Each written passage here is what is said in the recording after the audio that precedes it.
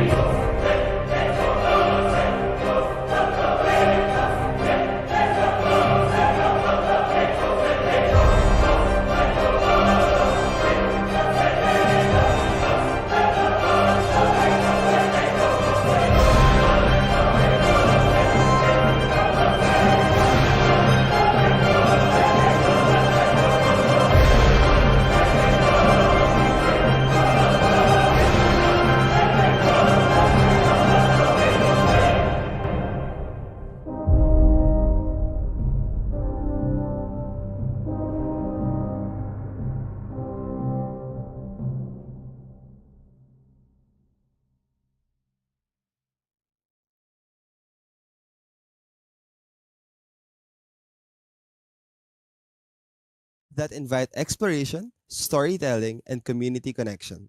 Today, We'll explore their design process, the inspiration behind their surreal worlds, and how they're helping shape the future of virtual artistry. Hello, Looty. How are you doing? Hello, I'm fine. Thank you very much for the invitation. And also, I want Mhm. to say that I just watched the last interview with a guy Oh, from Centraland. Sagano was his hmm, name.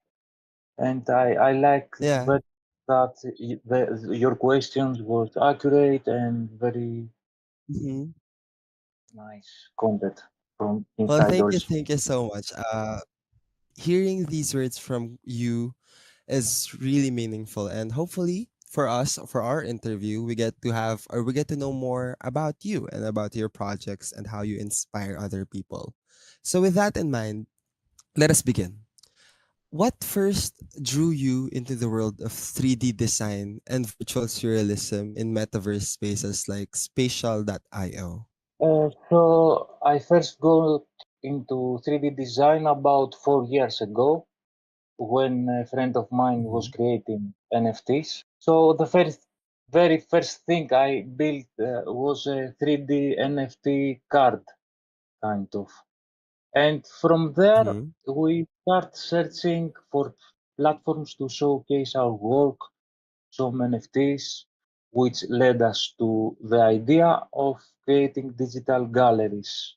And that vision eventually expanded into designing digital villas and even selling them. That was the really starting point on my journey into virtual worlds. And we decided to start with Spatial Eye. So, with that, you mentioned 3D NFT cart. Is that correct? Yeah. Can you please explain more what it is?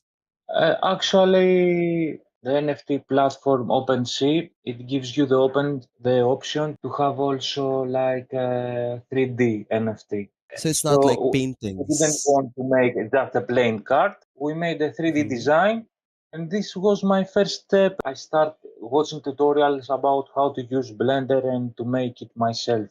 Oh, so you mean because the usual is NFT paintings, right? So these are Yeah, just 2D arts. So with what you did, you made a 3D art using Blender or a software that designs 3D yeah, structures. Is that correct? Oh, that's exactly. It interesting. was Mhm. a card of Poseidon, like from Greek gods, and I Oh, made a card laying on mhm. a throne with tridents and stuff, 3D. Yeah, because you've also mentioned while we were talking that you're from Greece. Is that correct? Yeah, yes, this is correct. And of course, as we all know, Greece is known for Greek gods such as Zeus, etc. So it's really interesting how you incorporated your country's, I guess, history and their art into virtual land. That's very, very interesting. So, with that in mind, could you tell us about some of your favorite creations, like Villa Icaria or Olympus Academy? What makes them especially Yeah, meaningful to you? and let me make it like a chain to my last reply. And Mm-hmm. from creating that 3D card, let's say, I loved the process of like to be able to unfold an entire culture through this process. Mm-hmm. And then with my friend, we decided to create our first Greek themed digital environment. And so my first creation was Olympus Academy. Uh, but I can't say that it's my favorite because I don't have one single favorite project. Because whenever I Mm, start something new, I pour all myself into it. Like its exactly. creation carries its own meaning and emotional connection for me. Like Olympus Academy, I unfolding there the Greek culture ancient quotes you can see in there. You can take powers of the god like uh, double jump or walk faster or things like that. So every project represents a different moment in my creative journey that make its own Yeah. special and own way. Wow. Let's dissect what you've just said because it's really interesting how you really incorporated your country's culture, such as Greece's culture and Greek gods, especially the Olympian Academy, where you said it resonates with what the Olympus is, because Olympus is coming from the 12 Olympians and the Greek gods specifically. And Actually, to it's confirm, it's representing the resident of the gods for Greeks. so it does really mean a lot on how you pour your whole effort into making this culture show not only to the Greek people but also to everyone else that are able to access the virtual world, such as you said. Can I confirm you can try and you can use powers of Greek gods in your Yeah, virtual world? yeah, That's so exactly. You can cool. other things. It's not about gods. You can also interact. I have four philosophers in the space. Like it's just pictures, though, that Mhm. with the help of AI voice, text to voice, I made them saying the quotes. Like I have Socrates, and you Mhm. interact, and it says a quote, and you can hear in the space. Relive all of these moments from back then, like from centuries ago, and with that ease access. And can I confirm, is Poseidon there? Because I love Poseidon. Yeah, actually, I have an entire other space dedicated to Poseidon, and it's called What? Mykonos VSR. And in Mm-hmm. this place, it's a combination of like ancient Greece, modern Greece, Mykonos culture, like have fun and this stuff, Mm-hmm. and all the space is dedicated to Poseidon because as you enter, you can buy a trident, so like an Wow. avatar, and then your player holds, and you can see all over tridents and stuff. Yeah. I would love to visit that, genuinely. Well, anyway, I've gotten sidetracked because of how cool it currently is. But so your work blends dreamlike surreal elements with immersive design. Where do your creative ideas come from, and how do you bring them into these digital worlds? So spending more and more time creating digital environments allowed me to connect deeply with my inner world, if you want to tell me to tell like this. Hmm. Like how to say, many times I felt like I'm becoming a vessel or a channel of a higher source of inspiration to flow through my work. And how to say, that's where my style actually, like which I Hmm. call VSR, like I told you. VSR, it stands for virtual surreality. Oh, okay. Like it's about blending surreal, dreamlike elements with design and enlarging certain features or Mhm. mixing influence from different cultures and eras, ancient, modern, futuristic. And Mhm. it's my way of turning inner visions into immersive worlds. Mhm. Yeah. With that, you've said, let's go back to it. So you've said that spending time creating digital content helped you to connect with your inner self. Is that correct? Yeah, yeah. And that's really interesting to hear because art does come in multiple forms, as we may know. It's not necessarily just a painting, it can come in the form of a 3D art, as you've said. But in reality, art can come in any shape or form. And I guess it does come from the heart, what you pour into your art, if that Yeah. makes sense. There are some Mhm. Go on. creators that they want to make something for people to like. Like some people may come into my space and maybe don't like it or it find it too much. but I want Mhm. to express myself in there. I'm trying to express myself. Exactly. A dream that I saw, something that I saw in the street, and inspired me or made me feel something. So you can enter Mykonos VSR, my digital space, and you can see a flower that is its scale it's 100 times big, or a trident that Mhm. is 1,000 times big, and things like that. And I don't Yeah, really care exactly. or not, because I'm trying to connect somehow in there It's with a the people reflection that, of who you are. yeah. So whether people like it or not, it's up to them to reciprocate what you think of when you're making these arts. So that's very interesting. And also, you've mentioned virtual surreality, which is VSR as you called it. It's actually what we've talked about in our previous episodes here in the podcast, where of course, we have our actual real life and our virtual life, and sometimes there becomes a border between these two.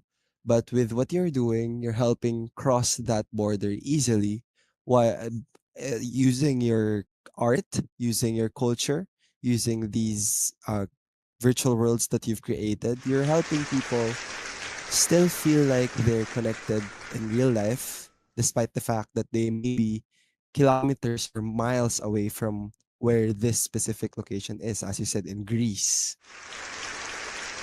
I have never been to Greece, but I can connect or I can see what Greece feels like through your virtual world. So that's really inspiring to hear. With that in mind, as I said, exploring.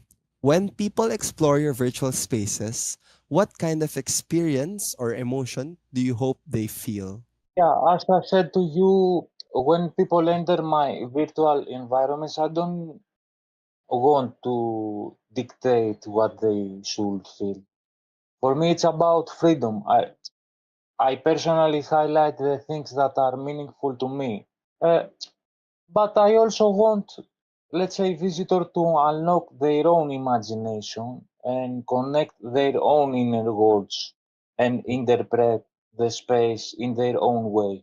My hope is that the experience feels open, immersive, and deeply personal to each individual, but with its own way. I don't want to, Force, to, basically. to push the other guy Yeah, to make me see what I see. yeah, exactly. Uh, we all have our own interpretations on what art is. Is that correct? So yeah, with that in mind, of course, we don't want to push any of our own insights or thoughts onto people. Instead, we want to reflect our own reflection and just let them decide on whether or not they connect with it or they see another perspective or etc basically. So I like what you're doing with your art, letting people decide on what perspective they want to see. That's very, very good. Thank So you very with much. that in mind, we're gonna still talk more about your art, your virtual world, and everything in between. But we will have a short break, and when we come back, we will talk more about these. Stay tuned. At Meta Rivers, we're not just building a virtual world, we're celebrating the real, the authentic, the talented souls who show up with passion, creativity, and honesty. People like you. Artists, storytellers, dreamers, explorers, connecting beyond the screen and bringing life to the metaverse. If that's you, join us on Avatalk, our podcast where we share stories from the people behind the avatars.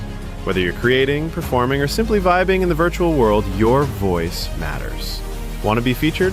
Find us on Discord, social media, or visit our website. Links are in the description. Meta Rivers, real connections, virtual space, infinite possibilities. Reality is boring. You and your fantasies belong on Avatar.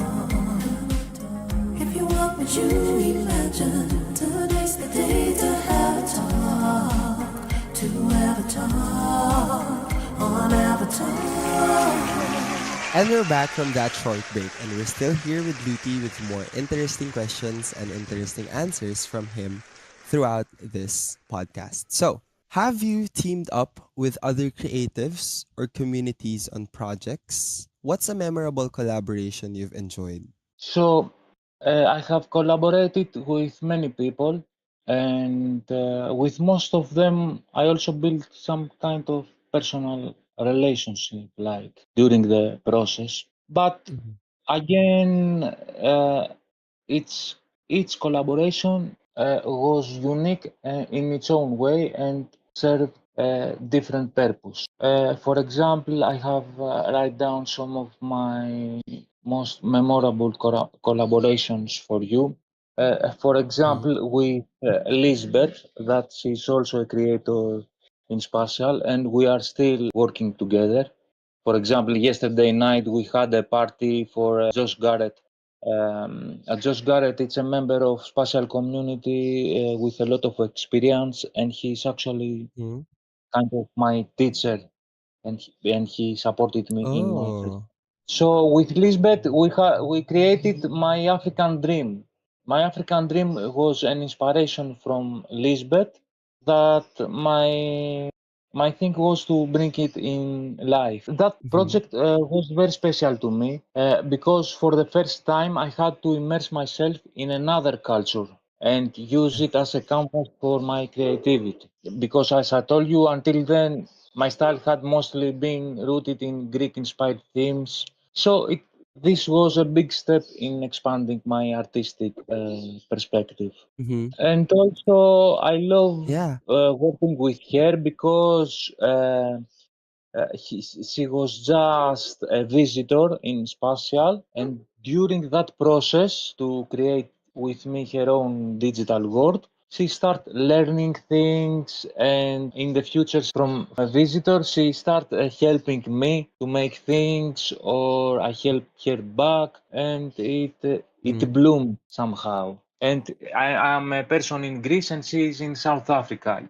Another collaboration is with my friend brother Murderface. Mhm. He's from Louisiana and his style is game style experience and stuff. We made the one space together, it's the Haunted Bayou, and the other space it's like Sant Atmon Sanatorium. So I can say in that collaboration, I pushed myself to connect with a darker side of myself Mhm. and try to feel what it will scare me or what my fear is, and even things that I was afraid when I was child, let's say. Facing your fears, basically, to sum it up with your experience with Murderface. Yeah. Yeah. Most recently, I collaborated with a Japanese woman named Chibimaru, and our goal was to Mhm. bring elements of Japanese culture into the digital world, and at the same time blending them with anime aesthetic, while also following the theme that she wanted to be in there of the four seasons.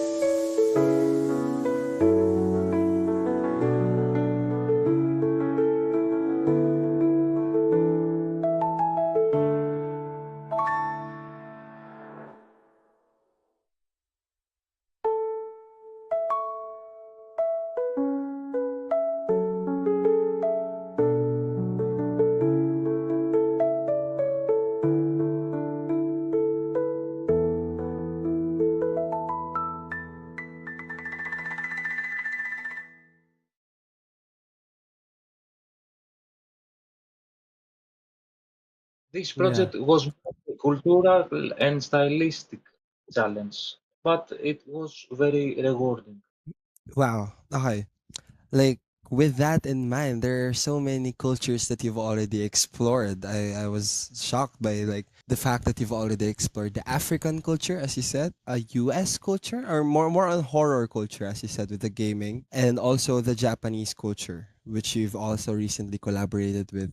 And that's really interesting that you've mentioned connection with people, not only for work, but having them as your real life friends. Of Yeah, course, we encounter multiple people in our lives, and not only they come and go, but some people stick and some people become friends with each other. So that's really, really interesting and really inspiring to hear that some of the people you've worked with have now become your friends, and not only your friends, but close friends that you hung out with while still yeah. do work together. I also collaborate with people that they have their own unique style, like in the Mm-hmm. space of Chibimaru, that it called the Chibimaru's world, and in Mykonos VSR, I'm collaborating with another member of the Japanese community and spatial community. It's her name is Sui Ryu, and her Mm-hmm. style is voxel art. So we blend Oh. voxel art into my more realistic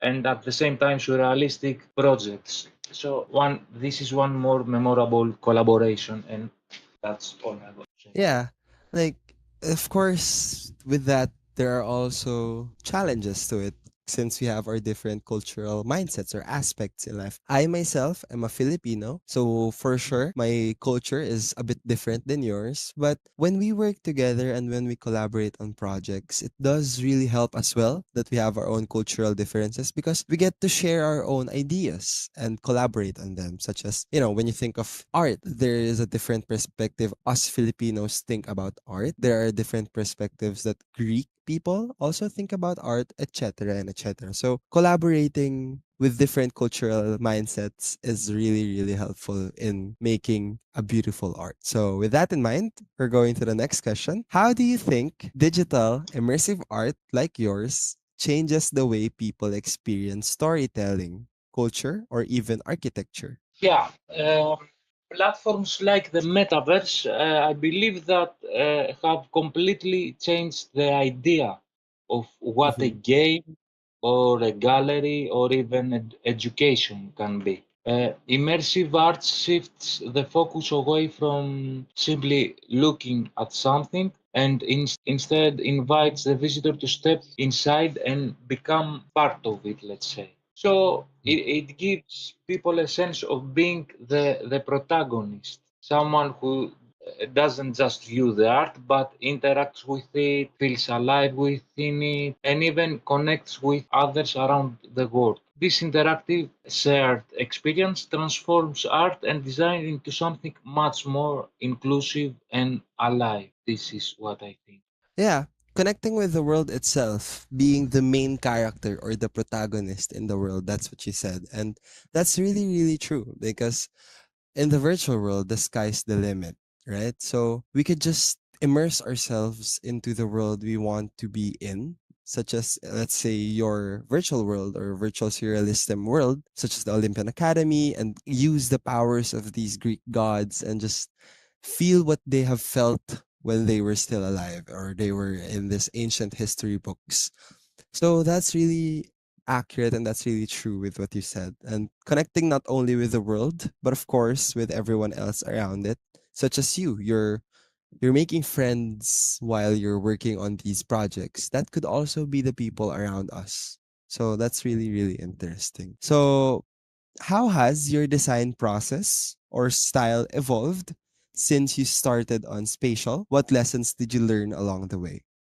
So, when I first joined Spatial about 4 years ago, I didn't even know what a game development engine was. You understand? Mm-hmm. I've never touched Unity or Blender on any of the tools that are part of my daily creative process. Everything I've learned has come from watching tutorials, experimenting my own, and constantly trying new things. But beyond the technical side, the most meaningful lesson I've learned is knowing when to simply go with the flow when you work, I mean, and when to push myself beyond my limits. Like Mhm. creativity in virtual design requires both. Sometimes you let the inspiration guide you naturally, and other times you challenge yourself, break past boundaries. Okay, that's very, very well said, genuinely. That is inspiring to hear how you've never, ever, as you said, touched these technical softwares before, correct? Mhm. But now they have become a part of your daily lives. And I guess it has become the career path or the path that you've chosen, despite the fact that it's unknown. So, dedication is really important if you're interested in something. You working hard every day learning these processes. Of course, as you said, you have no background in it. So, you've just watched tutorials and practiced really hard. And now you've come to this creating virtual world for people to enjoy and for people to share with their friends and now for everyone else to experience what possibly different cultures may be or what your reflection of art is they're now able to experience because of your dedication. So, with that in mind, to wrap things up and to truly conclude this interesting podcast, this very, very beautiful podcast, please do let us know where we could find your social media platform, if you have any, or your virtual world, or any upcoming projects that you may have. Most of my projects is in spatial. Mm-hmm. And to continue from the answer I gave you before, that all the lessons that I learned have really shaped my journey. And today I am proud that 5 of the digital environments I've helped create are featured on Spatial's trending page at this moment we are Wow. speaking. So this Mm-hmm. it shows me that the growth, the struggle, and the risks have all been worth it. So there is where somebody can find me in Partial IO Metaverse, and Mm-hmm. to if he just needs to go on the trending page. Wow. That's very, very, I'm very happy. And congratulations on being on the trending page. It truly deserved. Thank you very You much. deserve all of the appreciation and the features. So, with that in mind, thank you so much, Luty, for your time and for answering these questions of mine for our podcast. Thank you for your invitation. All your questions Yeah, were very well shaped. Thank you very much. thank you so much. So, to everyone else watching at home, please do let us know if you have any other guests that we'd want to invite in the future. And please do like, share, and subscribe this YouTube channel for more updates regarding any upcoming guests or interviews that we may have. So, with that, thank you so much, everyone, for watching. And we will see you all later. This is Fonz, and this is Ava Talk. Bye.